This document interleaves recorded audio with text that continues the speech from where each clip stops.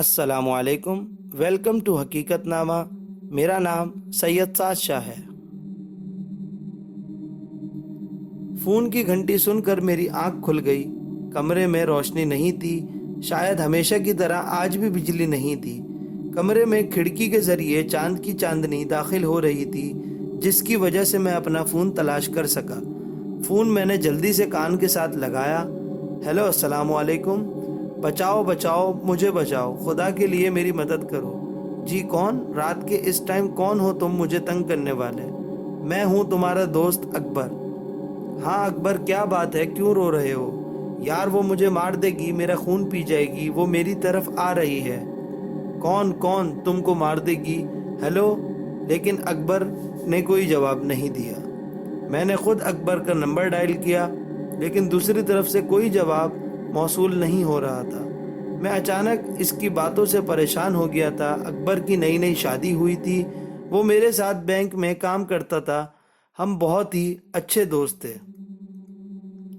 میرا نام سفیر حسین ہے اور میں ایک غیر شادی شدہ ہوں اور آزاد فطرت کا مالک ہوں۔ میں نے الماری سے اپنا ریوالور نکالا اور اکبر کے گھر کی طرف چل دیا۔ اکبر کا گھر کم آبادی والے علاقے میں تھا۔ گھر کے پاس ایک نہر گزر رہی تھی اور اس کے باہر ایک قبرستان بھی تھا۔ جلدی میں اس کے گھر پہنچ گیا۔ اس کا گھر 3 کمرے پر مشتمل تھا۔ 2 کمرے، ایک باورچی خانہ اور چھوٹا سا صحن، جس میں ایک بڑا پرانا کیکر کا درخت تھا، جس کے اوپر بہت سے پرندوں کے گھونسلے بنے ہوئے تھے۔ صحن سے ہوتے ہوئے میں نے کیکر کے درخت پر نظر ڈالی۔ پرندے خاموشی سے اپنے گھونسلوں میں دب کر آرام کر رہے تھے۔ حویلی کا دروازہ ہمیشہ کی طرح کھلا ہی تھا، لیکن کمرے اندر سے بند تھے۔ میں نے کافی دیر تک دستک دی، لیکن کوئی جواب نہ ملا۔ مجھے کھڑکی کا خیال آیا جو نہر والی سائٹ پر تھی۔ میں حویلی کی پچھلی طرف گیا۔ میں یہ دیکھ کر حیران رہ گیا کہ کھڑکی کھلی تھی اور کھڑکی کے اوپر تازے خون کے نشان تھے۔ میں کھڑکی کے ذریعے اندر آیا۔ اب بجلی آ چکی تھی۔ میں نے بلب جلایا تو میرے رونگٹے کھڑے ہو گئے۔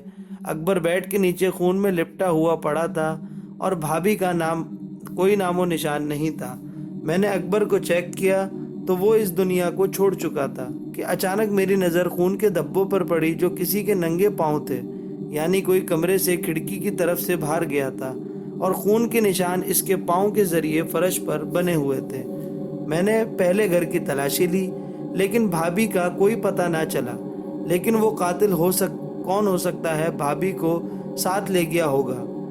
میں نے پاؤں کے نشانوں کا پیچھا کرنے کا فیصلہ کیا اور کھڑکی کے ذریعے باہر آ گیا، لیکن میں نے تھانے کال کر دی تھی اور سب حقیقت بتا دی تھی۔ پاؤں کے نشان ٹارچ کی روشنی میں بہت واضح نظر آ رہے تھے، لیکن یہ کیا؟ نشان تو نہر میں جا رہے تھے، یعنی قاتل نے نہر پار کی تھی۔ پھر میں نہر پار نہیں کر سکتا تھا، اس لیے میں نے 1 کلومیٹر لمبا چکر نہر سے ہو کر لگایا اور پھر نہر کی دوسری جانب ان پاؤں کے نشان تلاش کرنے لگا۔ جلد ہی تازے پاؤں کے نشان مل گئے۔ یہ نشان قبرستان کی طرف جا رہے تھے۔ مجھے قبرستان سے ڈر لگتا ہے کہ اچانک میرے کانوں میں پولیس کی گاڑی کی آواز آنے کا شور سنائی دیا، تو میں واپس اکبر کے گھر کی طرف چل دیا۔ میں نے اپنا تعارف کروایا اور بتایا کہ یہ نشان قبرستان میں جا رہے ہیں۔ میں قبرستان میں اکیلا نہیں جا سکتا، اگر آپ نے ساتھ چلنا ہے تو چلو، کیونکہ وہ قاتل بھابھی کو قبرستان کی طرف لے گیا ہے۔ انسپیکٹر نے اپنے ساتھ 2 آدمی لیے اور باقی وہاں شواہد اکٹھا کرنے لگے۔ ہم قبرستان میں داخل ہو گئے تھے۔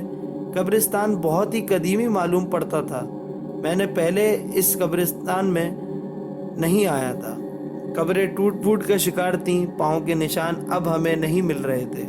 ہم لوگ ادھر ادھر پھر رہے تھے۔ انسپیکٹر صاحب نے کہا، کیا اکبر کی کسی سے ذاتی دشمنی تھی یا کوئی کاروباری دشمنی وغیرہ تو نہیں تھی؟ انسپیکٹر صاحب، اکبر بہت ہی شریف اور خاندانی انسان تھا، اس کی کسی سے کیا دشمنی ہو سکتی ہے؟ اچھا، تو اس کی شادی کب اور کہاں ہوئی تھی اور اس نے بینک سے چھٹی کب لی تھی؟ سر، صبح اس کی حاضری تھی۔ ثنا سے اس کی ملاقات ایک پارٹی میں ہوئی تھی۔ اس کے بعد 2 ہفتے ہو گئے تھے، گویا ان دونوں نے 2 ہفتوں کے اندر اندر شادی بھی کر لی۔ جی انسپیکٹر صاحب، ثنا اس دنیا میں اکیلی تھی۔ ماں باپ ایک حادثے میں فوت ہو گئے تھے، اس لیے چچا نے اس کو پالا تھا، اس لیے انہوں نے بھی شادی میں دیر نہیں کی تھی۔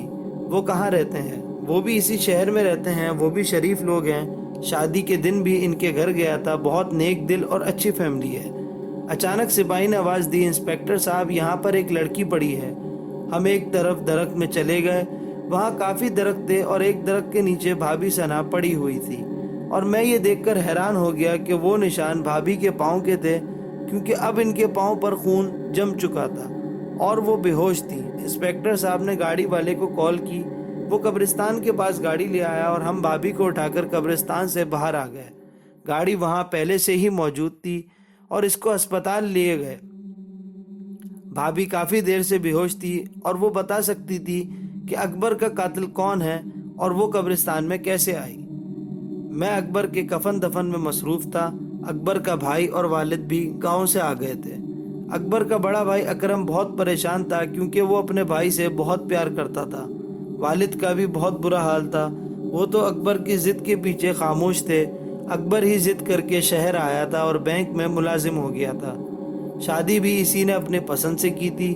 ثنا بھابھی پر بھی شک کر رہے تھے، طرح طرح کی باتیں کر رہے تھے۔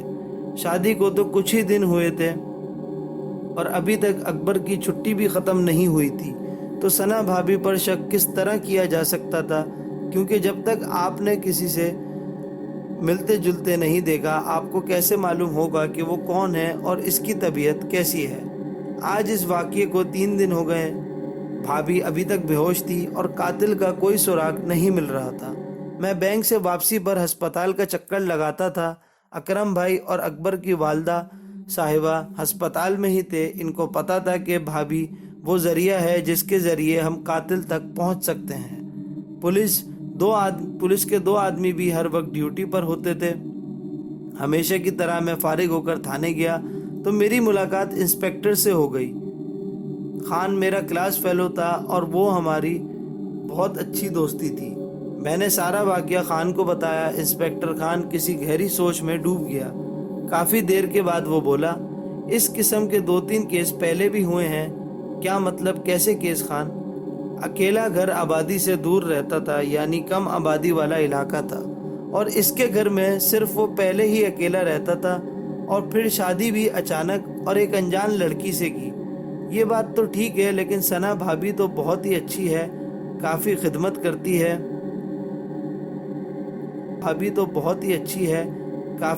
کرتی ہے۔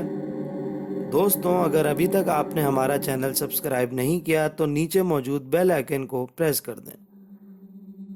اچھا، تو وہ کہاں ہے؟ کیا زندہ ہے؟ ہاں، وہ زندہ ہے اور ہسپتال میں داخل ہوئی ہے اور بے ہوش ہے۔ چلو سفیر، ہسپتال چلتے ہیں، وہاں پر ہی بات واضح ہوگی۔ جب ہم وہاں پہنچے تو اکرم بھائی وہاں پر موجود تھے۔ اکرم بھائی، کیا بھابھی کو ہوش آیا؟ نہیں، وہ ابھی تک بے ہوش ہے، ٹیسٹ ہو رہا ہے اور وہ اندر تھیٹر روم میں ہے۔ ہم باہر انتظار کرنے لگے۔ کچھ دیر میں ڈاکٹر صاحب آئے تو خان نے پوچھا، ڈاکٹر صاحب اب مریضہ کیسی ہے اور ہوش کب تک آ جائے گا؟ وہ خطرے سے باہر ہے، ہوش بھی جلدی ہی آ جائے گا۔ کیا ہم اسے دیکھ سکتے ہیں؟ ہاں، کیوں نہیں، اس کو کمرے میں شفٹ کر دیا گیا ہے۔